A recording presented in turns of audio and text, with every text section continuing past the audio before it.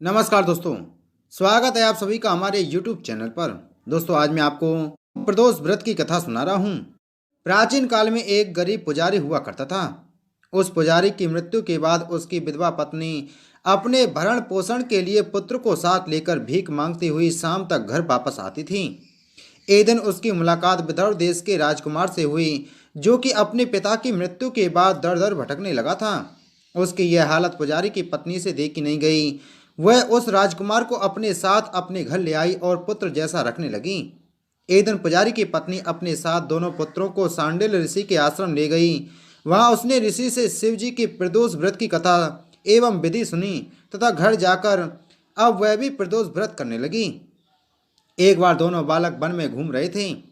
उनमें से पुजारी का बेटा तो घर लौट आया, परंतु राजकुमार वन में ही रह गया।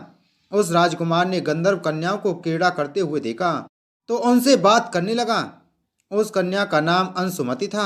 उस दिन वह राजकुमार घर देरी से लौटा। राजकुमार दूसरे दिन फिर से उसी जगह पर पहुंचा जहां अंशुमति अपने माता पिता से बात कर रही थी। तभी अंशुमति के माता पिता ने उस राजकुमार को पहचान लिया था। उससे कहा कि आप तो विदर्भ नगर के राजकुमार हो ना, आपका नाम धर्मगुप्त है। अंशुमति के माता पिता को वह राजकुमार पसंद आया और उन्होंने कहा कि शिवजी की कृपा से हम अपनी पुत्री का विवाह आपसे करना चाहते हैं। क्या आप इस विवाह के लिए तैयार हैं? राजकुमार ने अपनी स्वीकृति दे दी तो उन दोनों का विवाह संपन्न हुआ।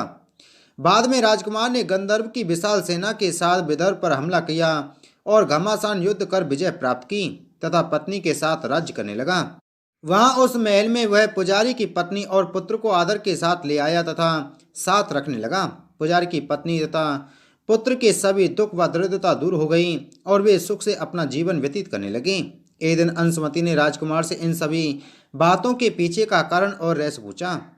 तब राजकुमार ने अंशुमति को अपने जीवन की पूरी बात बताई और साथ ही प्रदोष व्रत का महत्व और व्रत से प्राप्त फल से भी अवगत कराया।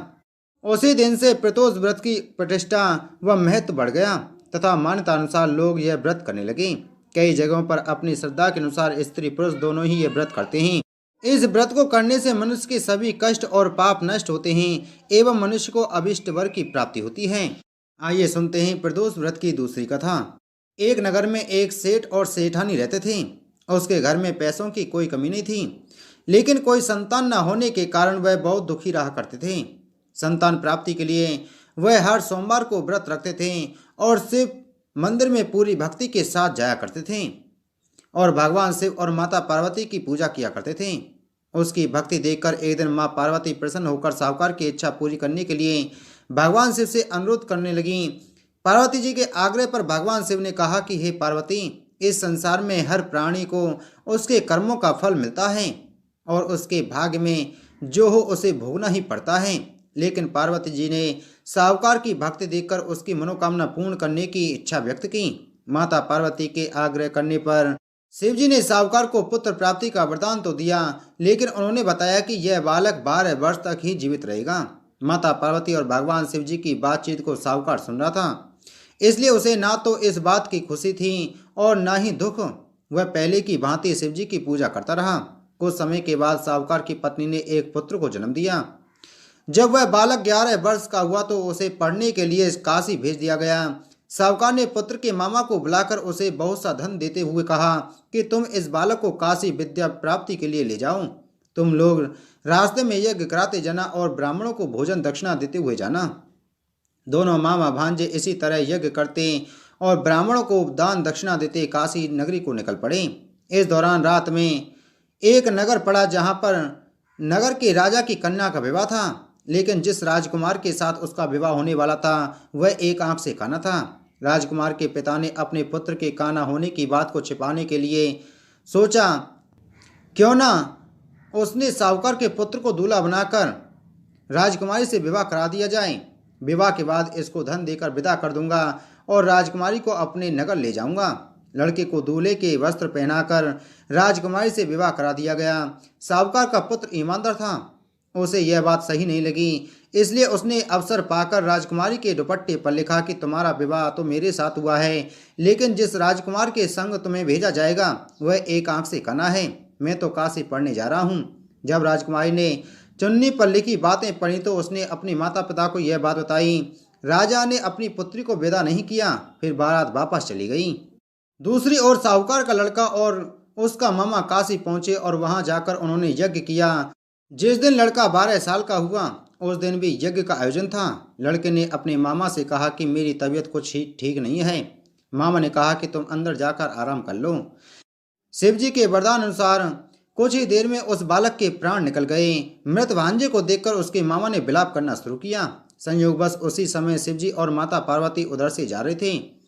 पार्वती माता ने भोलेनाथ से कहा, स्वामी, मुझसे इसके रोने का स्वर सहन नहीं हो रहा है, आप इस व्यक्ति के कष्ट को अवश्य दूर करें। जब शिवजी मृत बालक के समीप गए तो वह बोले कि यह उसी साहूकार का पुत्र है जिसे मैंने 12 वर्ष की आयु का वरदान दिया था। अब इसकी आयु पूरी हो चुकी है। लेकिन मातृ भाव से विभोर माता पार्वती ने कहा कि हे महादेव, आप इस बालक को और आयु देने की कृपा करें, अन्यथा इसके वियोग में इसके माता पिता भी तड़प तड़प कर मर जाएंगे। माता पार्वती के पुनः आग्रह पर भगवान शिव ने उस लड़के को जीवित होने का वरदान दिया। शिव जी की कृपा से वह लड़का जीवित हो गया।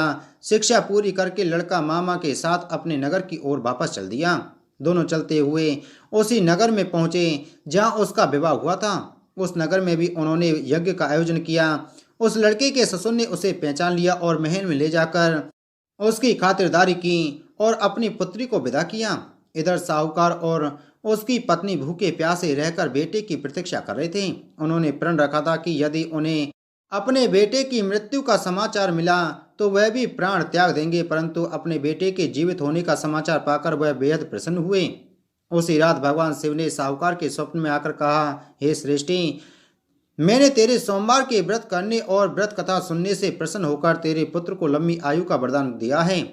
इसी प्रकार जो कोई सोमवार व्रत करता है या कथा सुनता है और पढ़ता है, उसके सभी कष्ट दुख दूर होते हैं और सभी मनोकामनाएं पूर्ण होती हैं। तो दोस्तों, उम्मीद है आपको यह कथा अच्छी लगी होगी। तो वीडियो को लाइक करें, वीडियो को ज़्यादा से ज़्यादा शेयर करें, और अगर आप हमारे चैनल पर पहली बार आए हैं तो चैनल को सब्सक्राइब कर बगल में घंटी के बटन को जरूर दबाएं, जिससे हमारी आने वाली सभी वीडियो आप तक पहुंच सकें। ओम नमः शिवाय।